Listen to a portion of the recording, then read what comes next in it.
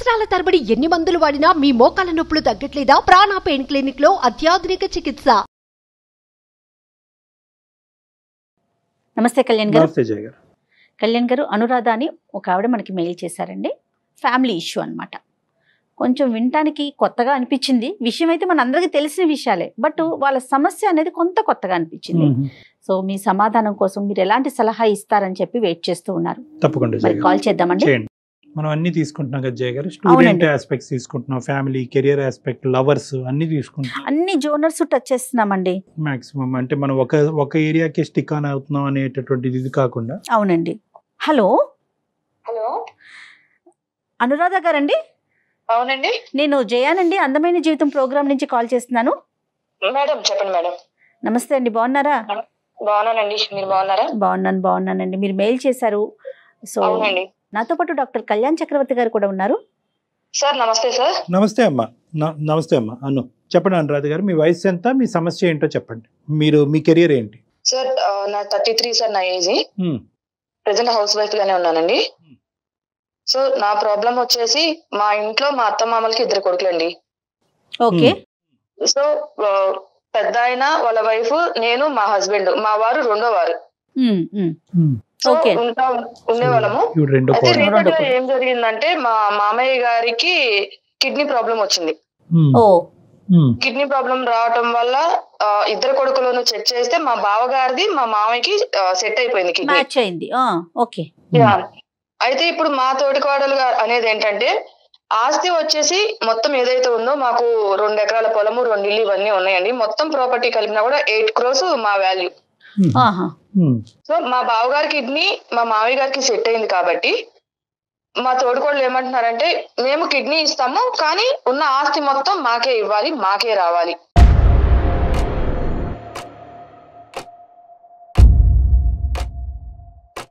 అని ప్రపోజల్ పెట్టారు. అంటే మీ బావగారి ప్రపోజలా, మీ తోటికోడల ప్రపోజల్ అమ్మా? మా తోటికోడల ప్రపోజల్. అంత జాయింట్ అంటే ఏం చేస్తుంటారండి అసలు ఫ్యామిలీ మొత్తం? అంటే మగవాళ్ళంతా ఏం చేస్తారు? మీ మామగారు ఏం చేస్తారు? మా మామయ్య గారు వచ్చేసి వ్యవసాయం అవి చేసుకుంటూనే ఇంట్లో ఉంటూ మొత్తం పొలాలు కౌలుకి ఇచ్చేసి అవన్నీ చూసుకుంటూ ఉంటారు ఈయన. సో మా బావగారు మా హస్బెండ్ 2 కూడా జాబ్స్ చేస్తుంటారు. అంటే ఈ పరిస్థితి రాకముందు మామూలుగా అన్నదమ్ముల మధ్యన కానీ తోటికోళ్ళ మధ్యన మీ తోటికోళ్ళ మధ్యన రిలేషన్షిప్ ఎలా ఉందమ్మా జనరల్ గా? అంటే ఈ ఆస్పెక్ట్, ఈ సిక్నెస్ రానంత వరకు ఓకే సార్, బానే ఉండేది, ఇబ్బంది అయితే ఉండేది కాదు కానీ, బట్ ఏ ఇంట్లో అయినా చిన్న చిన్న మనస్పర్ధలు అయితే ఉంటాయి కదా. అంటే జాయింట్ ఫ్యామిలీ అమ్మా, అందరూ కలిసి ఉంటారా? అవునండి.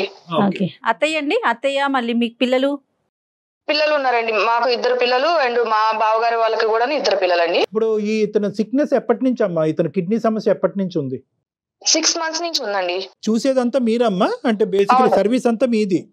మాది. ఏది మందులు అందించడం గానీ, హాస్పిటల్ విజిట్స్ గానీ, డాక్టర్ చెప్పిన సలహాలు ఫాలో అవటం గానీ ఇదంతా మీరు? ఆయన దగ్గరుండి చూసుకోవటం కానీ, ఏదైనా టైం టు టైం ఫుడ్ పెట్టడము, మెడిసిన్స్ ఇవ్వడం కానీ అన్ని మేమే చూసుకునే వాళ్ళం. మరి ఆవిడ ఏం చేస్తున్నారు?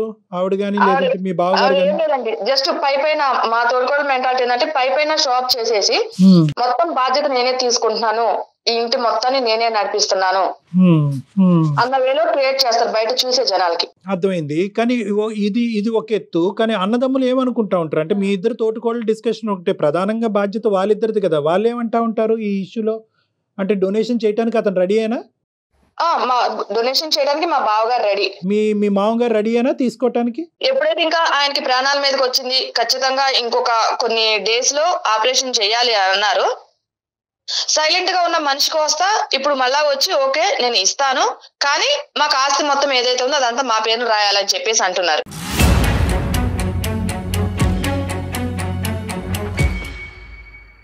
అంటే ఏంటి ఇప్పుడు అతని మాట, లేదంటే ఈవిడ నూరు పోసిందా? అంటే ఏమంటున్నారు మీరు? మీ కో సిస్టర్ ఏమన్నా ఉన్నిందా? అవును, మా కో సిస్టర్ దే సార్. ఎందుకంటే మా బావగారు అంత ఇది లేదు, మొత్తం ఆమె గుప్పట్లోనే ఉన్న మనిషి. మా తోడుకోడలు ఏది చెప్తే అది చేస్తారు. రైట్. మరి చిన్న కొడుకు అన్యాయం అయిపోతున్నాడు అనే బేసిక్ ఫీలింగ్ రావట్లేదా వాళ్ళకి? హెల్త్ అనే దాంతో పోల్చుకున్నప్పుడు? లేదండి, మా అత్తగారు కూడా ఏం ఆలోచిస్తున్నారంటే, ఆమె ఒక లేడీగా మా మామగారి ప్రాణాపాయాల నుంచి బయటపడితే చాలా అన్న ఉద్దేశంలో ఆమె ఆలోచిస్తున్నారు. కానీ ఇక్కడ కొడుకు ఏమవుతాడు, కొడుకు పరిస్థితి ఏంటి, కొడుకు పిల్లల పరిస్థితి ఏంటి? ఇప్పుడు ఎలా ఉందమ్మా ఇంట్లో వాడి వేడి ఎలా ఉంది? వాడి వేడి ఏం లేదండి, ఎవరెన్ని చెప్పినా ఎవరెన్ని చేసినా మాకు ఆస్తి ఇస్తే మేము కిడ్నీ ఇస్తాము. ఇంకా వాళ్ళు వేరే ఎవరి మాట కూడా వినట్లేదు మా తోడుకోవాలి. చూడండి భయం వేస్తుందమ్మా నిజంగా. అతను చావు బ్రతుకుల్లో ఉండటాన్ని కూడా ఈ రోజు దీన్ని ఒక వ్యాపారం కింద మలుపు తిప్పుకునేటటువంటి మనస్తత్వాలు ఉన్నాయా అంటే భయం వేస్తుంది నిజంగా. ఎలాంటి కాలం ఇప్పుడు ఏంటంటే ఆవిడ ఏమంటదమ్మా ఇప్పుడు అదే డీలా అంతే ఇంకేం లేదు. అసలు ఇంకా మాట్లాడే అవకాశం కూడా ఇవ్వట్లేదు సార్. ఎలా అంటే మీరు ఆస్తి రాస్తే మొత్తము కిడ్నీ ఇస్తాం, లేదంటే లేదు. ఇంకా వేరే ఎవరిని ఏ విషయం కూడా మాట్లాడటానికి ఆమె ఎక్స్పెక్ట్ చూపించట్లేదు. ఇప్పుడు మీరు రియాక్ట్ అవుతున్నారు, ఇదే ఈమెయిల్ మీ హస్బెండ్ ఎందుకు పంపించలేదు మాకు? అతను రియాక్ట్ అవ్వట్లేదు, అతనికి ఓకేనా ఈ డీల్? ఆయన ఓకే సార్, కానీ వీళ్ళు సొంత అన్న కాబట్టి వీళ్ళు ఏం మాట్లాడలేకపోతున్నారు. అటు అన్న అటు తండ్రి ప్రాణం కోసం కదా. అంటే కాదు అంటే ఇప్పుడు ఓకే తండ్రిని కాపాడుకోవాలి అనేటటువంటి ఆలోచన కరెక్టే, దానివల్ల మీ హస్బెండ్ మాట్లాడలేకపోతున్నారు అన్నది అర్థం అవుతుందమ్మా. కానీ రేపొద్దున ఏంటి ఇంత చిల్లర డీల్ చేస్తున్నారు ఏంటి వీళ్ళు అనేటటువంటిది అతను కోపంగా లేదా? బ్రదర్ ని నిలదీయలేదా? ఏంటన్నయ్య ఇది తప్పు కదా అని అనలేదా? నిలదీయలేకపోతున్నారండి, ఎందుకంటే అన్నయ్య ఉన్న సిచ్యువేషన్ తెలుసు. ఇక్కడ ఏదైనా ఈయన ఎదురు తిరిగి అన్న కాదు అని అంటే రేపు అన్న పరిస్థితి ఏంటి? అన్నను కూడా పట్టించుకోదు, ఈ ఆస్తి కోసం ఇది చేస్తుంది కాబట్టి రేపు అన్నను కూడా పట్టించుకోదు. అన్న మెతకతనాన్ని చూసి ఈయన కూడా ఏం మాట్లాడలేకపోతున్నారు. ఇప్పుడు ఇతను కిడ్నీ మ్యాచ్ అవ్వలేదా అమ్మా? లేదండి, మా హస్బెండ్ కిడ్నీ మ్యాచ్ అవ్వలేదు. ఒకప్పుడు మ్యాచ్ అయ్యి ఉంటే కనుక ఇతను కూడా ముందుకు వచ్చి ఉండేవారు. అవును, డొనేట్ చేయడానికి వితౌట్ ఎనీ డీల్స్. మా హస్బెండ్ కూడా అడిగారు, సార్ ఒకసారి చూడండి, ఫస్ట్ అనేది కూడా మా హస్బెండే, కిడ్నీ అంటే మ్యాచ్ అయితే చూడండి మా నాన్నగారికి నేను ఇస్తాను అని చెప్పారు. కాదమ్మా, ఈ రోజు మీరు మాకు ఈమెయిల్ పంపించడానికి ప్రధానమైన కారణం ఏంటమ్మా? ఆవిడ అంత బలంగా డీల్ క్లోజ్ చేసినప్పుడు మా దగ్గర నుంచి మీరు ఏమి ఎక్స్పెక్ట్ చేస్తున్నారు అనురాధ గారు? మా పిల్లల కోసం మా బావగారు వీళ్ళందరూ ఉన్నారు కాబట్టి ఎటు నుంచి ఏ సమస్య రాకుండా మీరు ఏదన్నా తగిన సలహా ఇస్తారు. ఆమెకి ఎవరి మాట వినే సిచ్యువేషన్ లేదు. మేము ఎవరినైనా కూర్చోబెట్టి పెద్ద మనుషులు కూర్చోబెట్టి మాట్లాడాలన్నా కూడా వినే సిచ్యువేషన్ లేదు. పెద్ద మనుషుల మాట కూడా ఆవిడ వినట్లేదు. ఇప్పుడు ఎంత టైం ఉందమ్మా మనకి ఈ డిస్కషన్ కి? ఇప్పుడు ఇది ఇంపార్టెంట్ కదా, అతని ప్రాణం కంటే మించింది ఏది లేదు. ఎంత వయసు ఉండొచ్చమ్మా మీ మామగారికి? మా మామగారికి 69 ఉంటాయండి. 69 years. ఇప్పుడు ఎంత టైం ఉందని చెప్పారు డాక్టర్స్? అంటే ఎంత టైం లోపల మనం సర్జరీకి వెళ్ళాలి, ట్రాన్స్ప్లాంటేషన్ కి వెళ్ళాలి? 1 week అండి. అబ్బో, అయ్యో. కాబట్టి ఆమె ఇంత గట్టిగా కూర్చున్నారు. అది థ్రెట్. ఇది లిటరల్లీ చెప్పాలి అంటే ఇది ఒక బ్లాక్ మెయిల్, థ్రెట్ అనుకోవచ్చు. బెదిరింపే. థ్రెట్ మీద టైం ఎక్కువ లేదు, తక్కువ టైమే ఉంది.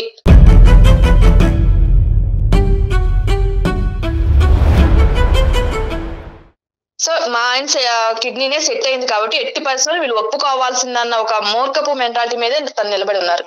బట్ వర్స్ట్ కమ్ సినారియోలో ఏంటంటే పెద్ద ఆయన ప్రాణాలే కాపాడాలి, ఒక 1 week ఉంది అనేటటువంటి ఆలోచనతో తర్వాత సంగతి తర్వాత చూద్దాం అనే ఉద్దేశంతో మీరు ఆస్తిని వదులుకోవడానికి రెడీగానే ఉన్నారా? సో ఇక్కడ 2 ఉన్నాయి సార్. ఒక పక్క మామయ్య గారి పెద్ద మనిషి, ఆయన ప్రాణం. రెండో పక్క 2 ఆడపిల్లలు, చిన్న పిల్లలు. ఎవరు? మీకు. అది వాళ్ళ భవిష్యత్తు అనేది ఇక్కడ నిర్ణయిస్తున్నట్టుగా అవుతుంది, అంతే కదమ్మా? అవును. రైట్. సో రెండిట్ల మధ్యన చిక్కుకుపోయారు మీరు ఇప్పుడు. అవును. కానీ వాళ్ళు ఏదైనా గవర్నమెంట్ జాబ్ అయితే మనకి ఫ్యూచర్ హోప్స్ అనేది ఉండేది సార్. ఈయన చిన్న ప్రైవేట్ జాబ్, ఈయనకొచ్చే జీతంతో 2 ఆడపిల్లల్ని చదివించి. ఒకటేంటంటేనమ్మా, ఇది నేను ఒక డాక్టర్, లీగల్ ఇష్యూస్ మాట్లాడకూడదు కానీ ఎన్ని ఒప్పందాలు జరిగినా కూడా పెద్దవాళ్ళ మధ్యన అతను కిడ్నీ గురించి ఇవ్వచ్చు, హార్ట్ గురించి ఇవ్వచ్చు, కానీ ఏంటంటే at the end of the day 2 కొడుకులకి ఈక్వల్ రైట్స్ ఉంటాయి. ఆ విధంగా ఇప్పుడు ఏంటంటే ఆ యాంగిల్లో మనం వెళ్ళకూడదు అనేటటువంటి ఉద్దేశంతో, సానుకూలంగా సెటిల్ చేయాలనే ఉద్దేశంతో ఈ రోజు ఇలా మాట్లాడుకుంటాం. నిజంగా ఇది దాని వరకు వస్తే కనుక ఇద్దరికి సమాన హక్కులు ఉంటాయి. ఈవెన్ లీగల్ గా కూడా వెళ్ళొచ్చండి, అంత టైం ఉన్నట్లయితే. లీగల్ గా వెళ్ళొచ్చు, ఇప్పుడు వెళ్ళొచ్చు, రేపు పొద్దున ఆపరేషన్ అయిన తర్వాత కూడా వెళ్ళొచ్చు. కానీ ఏంటంటే ఆ పోరాటం ఎలా ఉంటుందంటే ఇంకా మొత్తం కుటుంబాన్ని అంతా విడదీయటం అవుతుంది. రెండో అంశం ఏంటంటే అది ఆ లీగల్ లెక్క చెల్లాలి అంటే కనుక కొన్ని సంవత్సరాలు పట్టొచ్చు. అలానే మామయ్య గారు అయితే ఎవరైతే ఉన్నారో ఆయన కూడా ప్రాణాలు ఇది ఉండాలి కదా. అదేలేం. సో ఏదన్నా కూడా ఒక సానుకూలమైనటువంటి వాతావరణంలో నిర్ణయం తీసుకుంటే మంచిది అన్నట్టుగా మీరు మార్క్ చేశారు.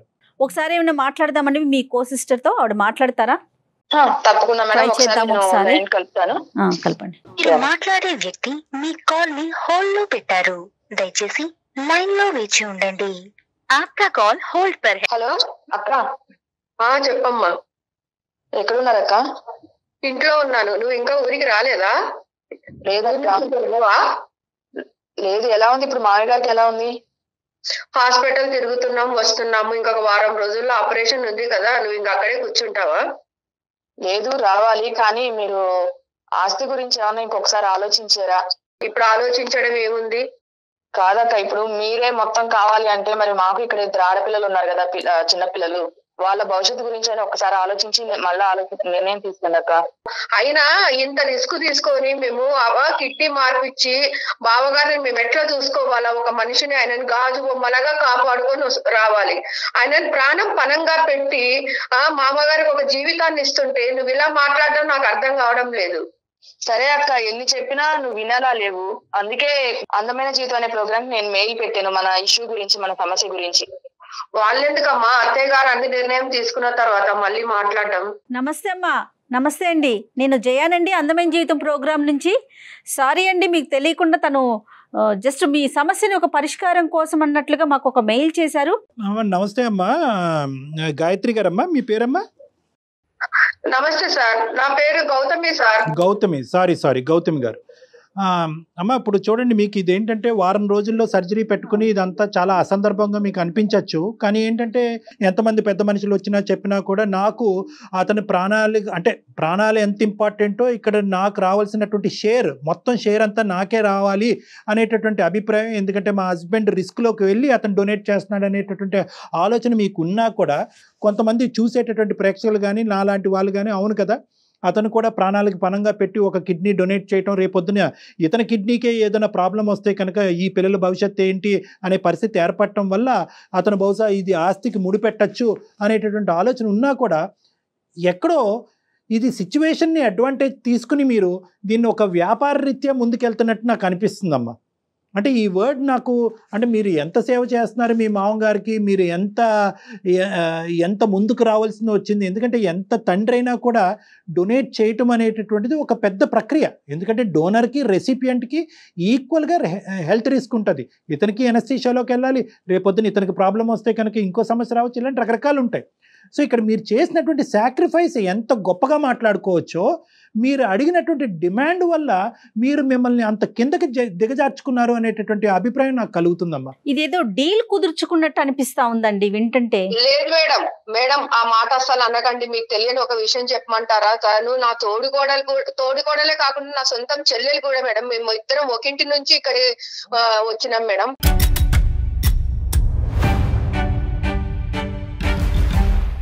ఓన్ సిస్టర్స్ అండి మీ ఇద్దరు? అవునండి. మరి అనురాధ దగ్గర అసలు మాట అనలేదు మీరు? నేను అనకపోవడానికి ఇక్కడ ఒక రీజన్ ఉంది మేడం. తిను ఏదైతే ఆస్తి కోసం పోరాడుతుందో అంతకుముందు మా పుట్టింటి వాళ్ళతో కూడా మాకు రావాల్సిన డబ్బులు ఏదైతున్నాయో అవి కూడాను నేను పెద్ద కూతురుగా నేను బాధ్యత తీసుకున్నప్పుడు నువ్వు అన్ని కూడా తనకే ఇస్తారు, తనకే చేస్తారని ఈవెన్ మా తల్లిదండ్రుల మీద కూడా గొడవ పెట్టుకొని వచ్చిందండి.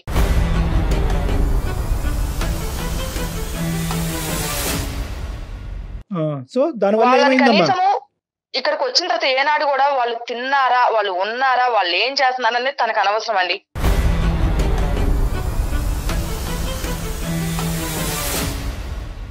సార్ ఎనస్థీషియా ఇచ్చిన తర్వాత ఆయన ఒక పేషెంట్ లాగా అయిపోతాడు. ఇంకా ఎవరు సార్ మాకు చేసేవాళ్ళు? ఆయన ఒక కిడ్నీ ఇచ్చిన తర్వాత ఎంత ఆరోగ్య సమస్యలు. అమ్మా నిజ జీవితంలో ఏంటంటే పేషెంట్ అయ్యేదానికి అంటే ఎనస్థీషియా ఇవ్వటం వల్ల ఒక రిస్క్ తీసుకుంటారని మనం మాట అంటున్నామే గానీ రిస్క్ ఫ్యాక్టర్ అసలు ఎంత వరకు ఉంటుంది డాక్టర్ గారు? Medical risk factor 30% ఉండొచ్చమ్మా. ఎందుకంటే డోనర్కి ఎందుకంటే కనుక ఒకటి ఎనస్థీషియా అనేటటువంటి అంశం, రెండోది ఏంటంటే ఒక మేజర్ సర్జరీ అనేటటువంటి అంశం, మూడోది ఏంటంటే కనుక తండ్రికి కిడ్నీ డిసీజ్ ఉంది కాబట్టి కొడుకు కూడా కిడ్నీస్ ఇన్ఫెక్షన్ రావచ్చు అనేటటువంటి మూడో అంశం. నాలుగో అంశం ఏంటంటే 2 కిడ్నీలు ఉండేటటువంటి వ్యక్తి ఒక కిడ్నీ పోయినా సర్వైవ్ అవ్వచ్చేమో కానీ ఇప్పుడు పెద్ద ఆయన ఒక కిడ్నీ డొనేట్ చేస్తే కనుక ఇతను సింగిల్ కిడ్నీతో పోరాడాలి. సో రిస్క్ అయితే మాత్రం ఒక 30% ఉంది అని మనం చెప్పుకోవచ్చు. కానీ దాన్ని డొనేట్ చేయటం వల్ల ఆ రోజు నుంచే డొనేట్ చేసిన రోజు నుంచే ఇతను పేషెంట్ అయిపోతాడు కాబట్టి బెడ్ రిడెన్ అయిపోతాడు అంటానికి లేదు. అతనికి కంపెన్సేషన్ గా మొత్తం ఆస్తి అంతా నాకే ఇచ్చేయాలి అనేటటువంటిది అది దుశ్చర్య, అది కరెక్ట్ కాదు. అది నేను ఆవిడకి అర్థమయ్యేటటువంటి విధంగా చెప్తున్నాను. ఇక్కడ రిస్క్ ఉంది అనేటటువంటి అంశం మనం ఈ రోజు పరిగణలోకి తీసుకున్న గౌతమి గారు, ఇక్కడ ఏంటంటే రిస్క్ ఉంది కాబట్టి ఆ రిస్క్ కంపెన్సేషన్ గా ముందే మాకు కంపెన్సేషన్ ఇవ్వాలి కాబట్టి అని చెప్పి 30% ఉన్నటువంటి రిస్క్ కి ఈ 8 crores కి ముడిపెట్టేసి ఇదంతా ముందే తీసేసుకుందాం అనేది అనేది స్వార్థం. కాదు సార్, ఒక మాట 30% రిస్క్ ఉందని చెప్పినప్పుడు మరి అంత రిస్క్ తీసుకొని ఈమె పిల్లల్ని చూసి ఇవన్నీ చేసిన తర్వాత మేము ఇంత చేయాల్సిన అవసరం ఏముందండి? మా కిడ్నీ ఏమో పుణ్యానికి మా ఆయన కిడ్నీ దొబ్బేస్తారు.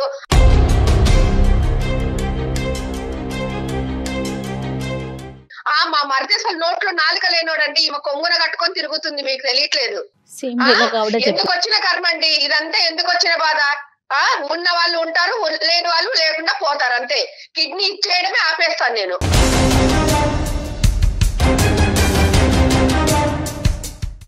ఎందుకు వచ్చింది మాకు ఈ బాధ చెప్పండి. పెద్ద మనుషుల ముందు కూడా ఇట్లే మాట్లాడతారు.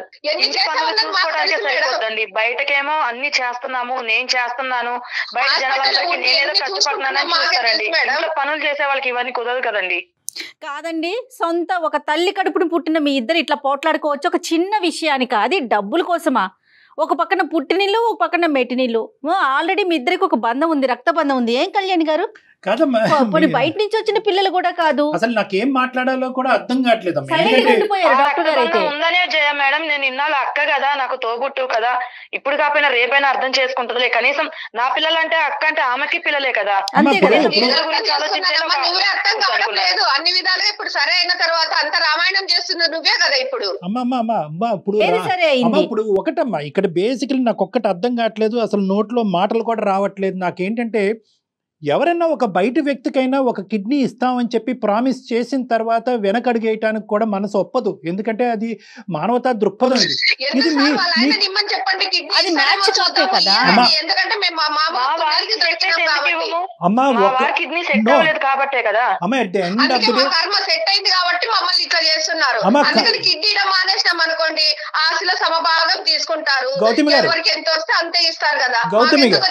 ఇది గౌతమి గారు ఆ పెద్ద ఆయన ఈ మాటలన్నీ వింటే కనుక వారం రోజుల తర్వాత సర్జరీ కూడా వద్దు, ఈ క్షణాన్ని నేను చచ్చిపోతానని అంటాడు అతను.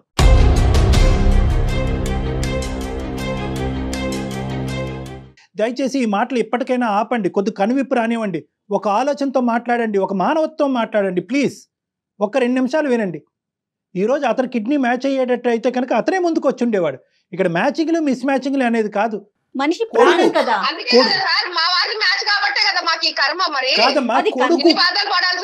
అమ్మ కర్మ అనేటటువంటి మాట అంటూ మీరు దయచేసి ఆ కిడ్నీ ఇవ్వాల్సినటువంటి అవసరం కూడా లేదమ్మా. ఇది దరిద్రం ఇది. ఎందుకంటే కనుక ఆ కర్మ అనుకునేటటువంటి ఆలోచనతో మీరు మీ ఆయన ముందుకు వచ్చి కిడ్నీ ఇచ్చినా కూడా మ్యాచ్ అయినటువంటి కిడ్నీ మిస్ మ్యాచ్ అవుతుందేమో. అది బాధ్యత కాదా మీకు? ఎందుకంటే ఇవ్వటం అనేటటువంటిది కేవలం శారీరకమైనటువంటి మ్యాచింగ్ ఒకటే కాదమ్మా, సైకలాజికల్ మ్యాచింగ్ అనేది కూడా ఇవ్వాలి, ఉండాలి. అక్కడ ఇచ్చేటటువంటి వాళ్ళు అమ్మ ఇచ్చేటటువంటి వాళ్ళు బాధ్యత అంటే ఏంటక్క? 8 కోట్ల ఆస్తి వచ్చేటప్పుడు కిడ్నీ ఇస్తారు, అదే ఆస్తి రాకపోతే కిడ్నీ ఇవ్వరు. ఇదేనా మీ బాధ్యత? మీ బాధ్యత అనేది ఇక్కడ కనిపించట్లేదా జనాలకి?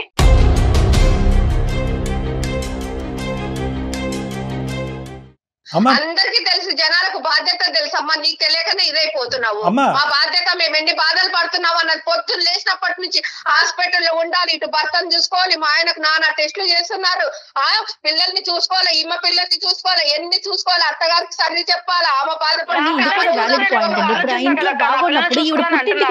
పిల్లల్ని చూసుకునేటప్పుడు నువ్వు ఆలోచిస్తావు కదా. కాదమ్మా, పిల్లల గురించి ఆలోచన రావట్లేదు.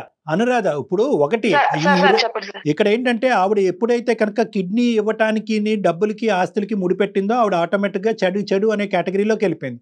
కానీ ఇక్కడ ఆవిడ చెప్పేటటువంటి ఒక వ్యాలిడ్ పాయింట్, మిమ్మల్ని అడగవలసినటువంటి ఒక ముఖ్యమైనటువంటి అంశం ఏంటంటే, ఇంట్లో ఇంత స్ట్రెస్ టెన్షన్ ఉన్నప్పుడు, ఆవిడ అంత కష్టపడుతున్నప్పుడు మీరు ఎందుకు ఆ బాధ్యతను పంచుకోవట్లేదు? పోనీ హాస్పిటల్ పరమైనటువంటి అంశాల్లో మీరు అది చేసుకోలేనప్పుడు అట్లీస్ట్ కుటుంబానికి సంబంధించినటువంటి బరువు బాధ్యతలు మీరు చేపట్టచ్చు కదా. ఏ రోజు వచ్చి వంట చేయదండి, ఏ రోజు వంటగదికి వచ్చి వంట చేయదు. ఆమె పిల్లలు కానీ కనీసం అని అంటే తెలుసా, పెద్దమ్మని నా దగ్గరికి పరిగెత్తుకుంటూ వస్తారు. ఏదైనా కావాలంటే వాళ్ళు నన్నే అడుగుతారండి. నిద్ర మంచం లేస్తే పిల్లలు నా దగ్గరికి వస్తారండి, నన్నే ప్రతి ఒక్కటి అడుగుతారండి. మీరు రెస్పాన్సిబిలిటీ వంట చేయనీకి పిల్లలు వస్తారంటుంది కదా. వంట చేయకపోవడానికి కారణాలు ఏంటంటే, కూరగాయలు కోసి ఇచ్చి మొత్తం సిద్ధంగా పెట్టాను నేను వండాలి, నేను వంటే నలుగురు తినాలి, ఈ అమ్మాయి చేస్తుంది వంట చేస్తుంది అనిపించుకోవాలా. నా పిల్లలు పెద్దమ్మ అది ఇది అంటే మొత్తం బీరువా తాళాలు గాని డబ్బు వ్యవహారాలు గాని అన్ని ఆమె నడపాలి.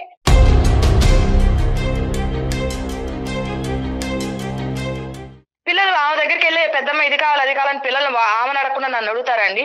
వంటగదిలో కూడా అంతే, కూరగాయలు కానీ వంటగదిని శుభ్రం చేసి కానీ కూరగాయలు కట్ చేయడం కానీ మొత్తం నేను చేసిస్తే చివరిలో వచ్చి తాలింపు వేసి వంటగదిలో నేనే కష్టపడిపోయాను అనేది మా అత్త మామల ముందు బిల్డప్ ఇవ్వాలండి.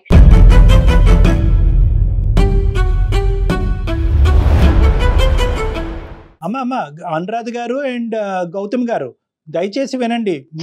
మీ తోటికోడలు ఎంత దారుణంగా మాట్లాడుతుందో చూశారు కదా సార్ మీరు. ఇంత దారుణంగా మాట్లాడడం ఎక్కడైనా చూసారా? ఎవరు తక్కువ తెలియలేదమ్మా, ఎవరు తక్కువ తెలియలేదు. అనురాధ గారు గౌతమ్ గారు పెద్ద కోళ్ళు చిన్న కోళ్ళు అక్క చెల్లు ప్లస్ అక్క చెల్లెలు, ఎంతకంటే దరిద్రమైన ఇంకెక్కడ మేము చూడలేదమ్మా. సార్ ఈమెకన్నా ముందు నుంచి నేను చేస్తున్నానంటే ఇవన్నీ నేను ఒక గాడిన పెట్టుకొని వస్తే కదా సార్ అవుతున్నాయి పనులన్నీ. చెప్పండి అమ్మా, మీరు చెయ్యండి ఏమన్నా అవుతాయా చెప్పండి. మీరు అక్క చెల్లెలు అవుతేనే ఈ స్థాయిలో కొట్టుకుంటున్నారు. మీరు నిజంగా కూర్చున్నామా, అందంగా రెడీ అయినామా, ఏ ఫంక్షన్ లకు వెళ్ళాలన్నా ముందుండడము అంతే. వెనకాల మేమన్నీ చేపించి చెంది రెడీ చేసి పెట్టుకొని అన్ని చేస్తే పొద్దు నుంచి రాత్రి పడుకునేటప్పుడు వరకు ఎన్ని చెయ్యాలంటే అన్ని చేస్తున్నాము. అమ్మా ఒక్క నిమిషం అమ్మా, గౌతమ్ గారు వింటారా? నీకు అర్థం కావడం లేదు, అన్ని చేసి పెడుతున్నాం కాబట్టి నీకు వడ్డించిన విస్తరలాగా ఉంది కదా జీవితం, అందుకోసమని ఇట్లా మాట్లాడుతున్నాము. తోటకోళ్ళ అంశాలు ఇవన్నీ మాట్లాడుకుంటే ఈ వారం రోజులు కూడా అయిపోతుంది. పెద్ద చూపండి సార్, ఏమీ లేదు. మాకు కావాల్సింది మాకు చేస్తేనే కిడ్నీ ఇస్తాము, లేకుంటే మాకెందుకు నోరు మూసుకొని గమ్మున కూర్చుంటాము.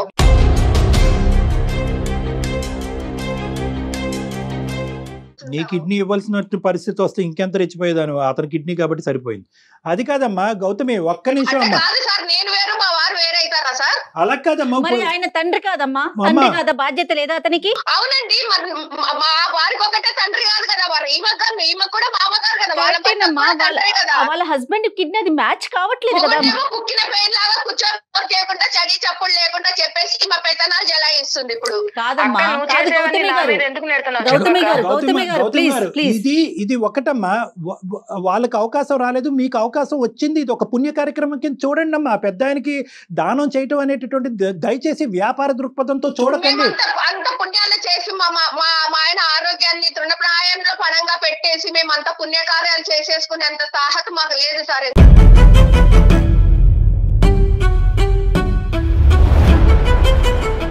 డబ్బులు ఇస్తే కనుక ప్రాణాలు పణంగా పెట్టేస్తారు, అంతే కదా మీరు చెప్పేది? 8 కోట్లు మొత్తం ఆస్తంతా కూడా మీరు మింగేస్తే కనుక కాపాడుతున్నారు కదండి. ఎవరు కాపాడుతున్నారమ్మా?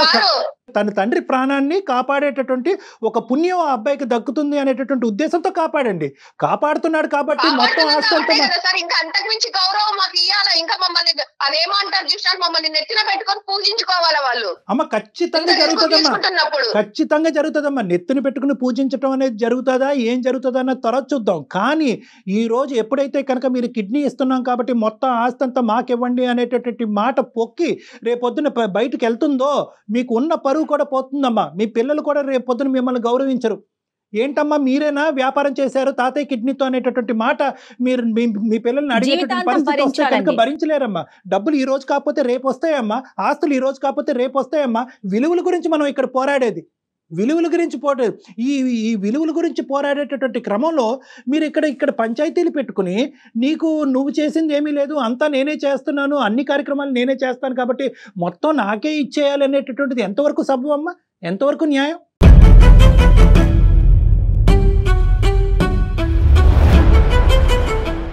అతను పోతే పోయాడు, మేము కిడ్నీ మాత్రం ఇవ్వము, ఆస్తి వస్తే కనుక అతను బతికించుకుంటా, లేదంటే అతను చచ్చిపోవటానికైనా అతను కొరువు పెట్టడానికైనా మేము రెడీ అనేటటువంటి పదాలు మీరు వాడుతుంటే మానవత్వం ఏ దిక్కుతోచని పరిస్థితికి పోతుంది అనేది భయం వేస్తుందమ్మా.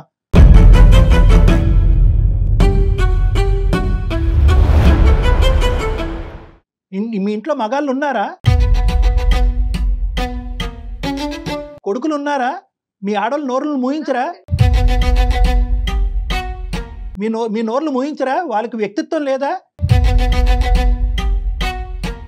అన్నదమ్ములు ఇద్దరు కలిసి కట్టుకోవచ్చి తండ్రి ప్రాణాలను కాపాడాలని ముందు చూపుతో ముందుకెళ్ళి మీ ఆడవాళ్ళని మీ నోట్లకి టేపులు వేస్తే కనుక మేము ఈ దరిద్రం వినవలసినటువంటి అవసరం కూడా మాకు లేదు. మీకు అసలు ఏమన్నా బుర్రలు పనిచేస్తున్నాయమ్మా? మీ ఇద్దరు పంచాయతీలు మేము వింటూ కూర్చుంటే కనుక వారం రోజులు అయిపోతుంది, ఆ పెద్ద ప్రాణాల గాలిలో కూడా కలిసిపోవచ్చు, మాకు తెలీదు. ఒక్కటే చెప్తున్నానమ్మా, ఈ రోజు మీ ఇద్దరు ఎదుర్కొంటూ ఉండే తక్షణ కర్తవ్యం ఒకే ఒక అంశం, ఈ సర్జరీ సాఫీగా ముందుకెళ్ళనివ్వండి. డొనేషన్ అనేటటువంటిది ఒక మానసిక పరమైనటువంటి అంశం. ఇద్దరు డోనర్ అండ్ రెసిపియంట్ అందరూ హ్యాపీగా ఉండాలి. ఒక వేదంతోనో ఒక భయంతోనో ఒక బ్లాక్మెయిల్తోనో ముందుకెళ్ళేటటువంటి అంశం కాదు ఇది. ఎవరికి మంచి జరగదు. చేసేటటువంటి ట్రాన్స్ప్లాంట్ కూడా దిక్కుతోచినటువంటి పరిస్థితికి పోయి రిజెక్షన్ జరగచ్చు ఈ మానసిక ఒత్తిడి ఉంటే కనుక. Matching should be both physiological as well as mental. కాబట్టి దయచేసి మీ ఆడవాళ్ళు ఇద్దరు కూడా కాసేపు నోరు మూసుకుంటే కనుక తర్వాత జరిగేటటువంటి కార్యక్రమం ఏది ఉంటే కనుక ఈ ఆస్తులు ఈ గొడవలు ఈ అంశాలు ఏమన్నా ఉంటే కనుక ఒక సానుకూలమైనటువంటి వాతావరణంలో మనందరం కూర్చుని ఇంకొకసారి ఒక అవకాశం తీసుకుని మాట్లాడుకుందాం. నేను ఆలోచించుకొని చెప్తానండి. ఏం ఆలోచిస్తావు మా చెప్పు, నాకు తెలియక అడుగుతాను. ఏం ఆలోచిస్తావు తల్లి నువ్వు? ఇవ్వాలా లేదా అన్నది ఆలోచిస్తావు. దయచేసి ఆ మాట అనకమ్మా, భయం వేసేస్తుంది, గుండెల్లో రైలు పరిగెడుతున్నాయి.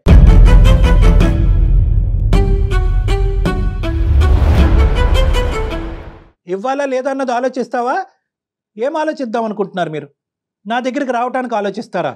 లేదంటే వేరే పంచాయతీ పెద్దల సమక్షంలో కూర్చుని మాట్లాడేదానికి ఆలోచిస్తారా? లేదంటే వారం రోజుల్లో కిడ్నీ ఇవ్వాలా లేదా అని ఆలోచిస్తారా? ఫస్ట్ ఇస్తావా లేదా? ఇస్తాం సార్, ఇస్తాం సార్. ఇచ్చిన తర్వాత ఏం చేద్దాం? చెప్పండి సార్. తర్వాత మీ దగ్గరకు వచ్చేసి మీ సమక్షంలోనే ఏదైనా రాతకోతలు ఉన్నా కూడా ఏదైనా ఫైనల్ డెసిషన్ ఉన్నా కూడా మీ సమక్షంలోనే